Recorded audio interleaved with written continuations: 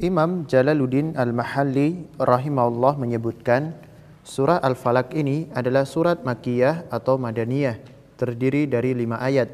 Surat ini dan surat An-Nas turun berkenaan dengan sihir yang dilakukan oleh Labid bin Al-A'sam Al-Yahudi pada Nabi sallallahu alaihi wasallam di tali busur. Di situ ada 11 ikatan. Allah memberitahukan tentang sihir tersebut dan menjelaskan tempatnya. Lalu dihadirkanlah ikatan tadi di hadapan Nabi sallallahu alaihi wasallam, lantas diperintahkan membaca bacaan perlindungan atau ta'awudz dengan menyebut 2 surah, surat Al-Falaq dan surat An-Nas.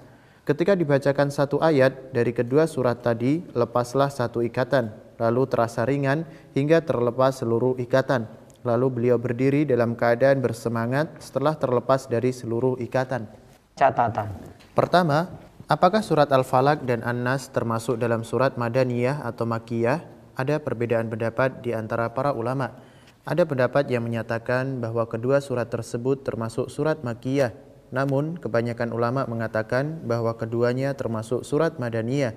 Ibnu Abbas dan Qatadah punya 2 pendapat dalam hal ini. Kemudian yang kedua.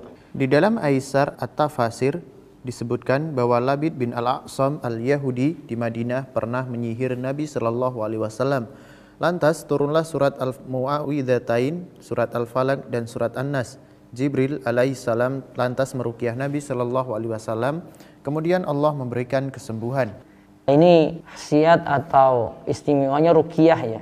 Dibacakan ayat Al-Qur'an, tadi surat Al-Falaq dan surat An-Nas, dan 2 surat ini kita sebut dengan surat Mu'awwidzatain. Nah, ini sembuh dengan izin Allah.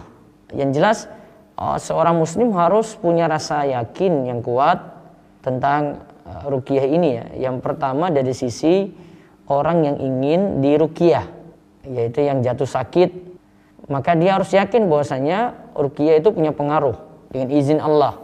Kemudian yang kedua dari sisi orang yang membaca, dia harus yakin juga kalau ruqyah ini punya pengaruh. 2 kriteria ini disebutkan oleh Syekh Muhammad bin Shalih Al-Utsaimin ya, ketika membahas masalah ruqyah.